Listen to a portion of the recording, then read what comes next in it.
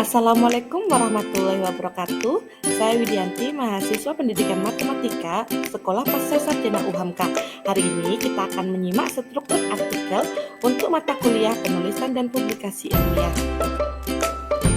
Apa itu artikel ilmiah? Jadi, artikel ilmiah adalah suatu karya tulis ilmiah yang menyajikan data dan fakta yang sahih, disusun dengan menyesuaikan struktur artikel ilmiah dengan menggunakan metodologi dalam penyusunannya. Nah, apa saja karakteristik artikel ilmiah? Yang pertama, logis. Yang kedua, datanya sesuai fakta. Yang ketiga, objektif. Kemudian yang keempat, isinya sistematis. Yang kelima, pembahasannya sesuai dan menyeluruh. Dan yang keenam, dapat diuji kebenarannya. Bagaimana dengan struktur artikel ilmiah?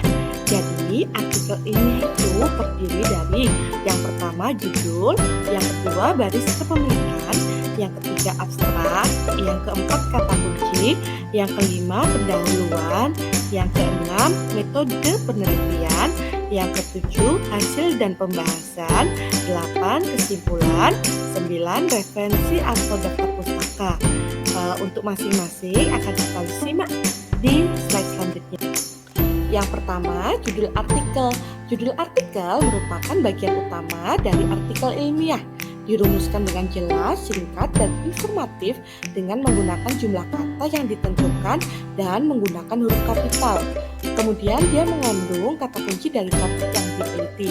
Misalkan, studi kepustakaan, kemampuan berpikir kritis dengan penerapan metode PBL pada pendekatan teori konstruktivisme. Yang kedua adalah baris kepemilikan.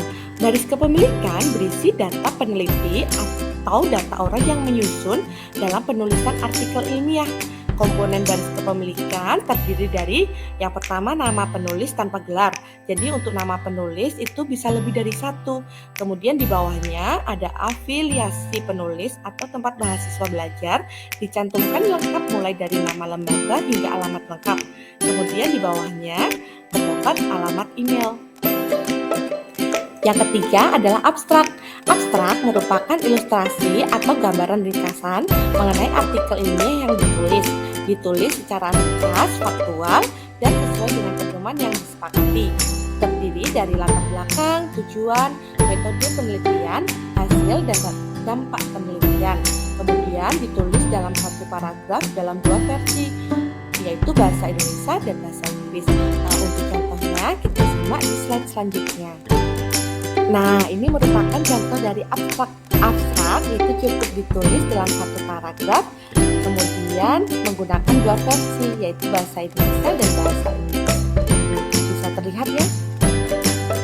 Yang keempat adalah kata kunci. Apa itu kata kunci?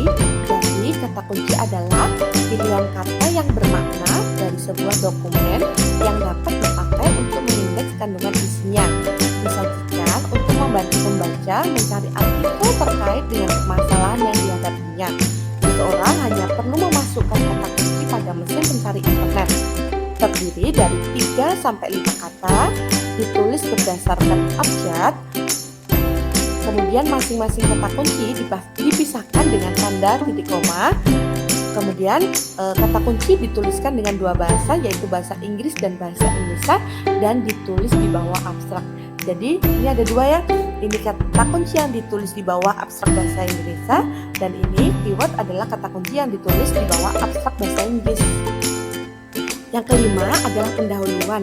Pendahuluan berisi paparan tentang penelusuran kepustakaan atau teori yang relevan dengan masalah yang dibahas. Paparan tersebut dimaksudkan untuk menyusun kerangka atau konsep yang digunakan dalam penelitian. Roh pendahuluan pada dasarnya adalah argumentasi penulis tentang masalah yang harus diselesaikan. Pendahuluan memiliki aturan baku yang harus diperhatikan. Pendahuluan berisi latar belakang umum, kajian literatur terdahulu sebagai dasar pernyataan kebaruan ilmiah dari artikel dan permasalahan penelitian atau hipotesis. Kemudian di bagian akhir pendahuluan harus dituliskan tujuan artikel ilmiah tersebut. Nah, untuk contohnya ada di slide selanjutnya. Nah, ini merupakan contoh dari pendahuluan. Di sini, di bagian-bagian awal sini, itu merupakan kajian teorinya. Kemudian di bagian akhirnya, itu dituliskan tentang tujuan dari artikel tersebut dibuat. Yang keenam adalah metode penelitian. Metode penelitian berisi tentang rancangan penelitian, subjek penelitian, instrumen, prosedur pengumpulan data, dan analisis data yang dipaparkan dalam bentuk paragraf.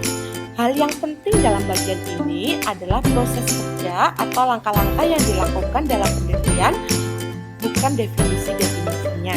Ini dia contoh-contoh metode penelitian. Yang ketujuh adalah hasil dan pembahasan. Hasil penelitian berisi temuan penelitian yang didapatkan dari data penelitian dan berkaitan dengan hipotesis. Sedangkan pembahasan penelitian berisi diskusi hasil penelitian dan pembandingan dengan teori atau penelitian sejenis. Tujuannya untuk menjawab masalah penelitian atau menunjukkan bagaimana tujuannya sesuai dengan permasalahan penelitian. Bagian ini memuat penafsiran terhadap temuan penelitian, pengintegrasian temuan ke kumpulan pengetahuan yang mapan, diskusi dengan penelitian lain, dan penyusunan teori atau modifikasi teori yang ada. Hasil dan pembahasan penelitian dalam artikel ilmiah disajikan secara singkat, padat, dan jelas, serta dapat dibantu dengan tabel, grafik, gambar, diagram, dan sebagainya yang diberi penjelasan. Bagian ini memuat hasil analisis data, bukan hanya data mentah ataupun analisis seragamnya, sedangkan prosesnya tidak disajikan. Yang kedelapan adalah kesimpulan. Kesimpulan itu berisi jawaban atas hipotesis, tujuan penelitian, dan menjawab permasalahan-permasalahan penelitian, serta saran terkait ide lanjut dari penelitian. Simpulan itu disajikan dalam bentuk paragraf. Ini dia contohnya ya, contoh dari kesimpulan. Nah, yang kesembilan adalah referensi atau daftar pustaka. Referensi ini berisi referensi yang digunakan dalam penulisan artikel ilmiah tersebut. Biasanya menggunakan aplikasi manajemen referensi seperti Mendeley ataupun Zotero. Ini dia contohnya. Jadi ada aturan penulisannya. Nah, demikian struktur artikel yang kita bahas hari ini. Terima kasih atas perhatiannya. Salam sehat, salam bahagia. Assalamualaikum warahmatullahi wabarakatuh.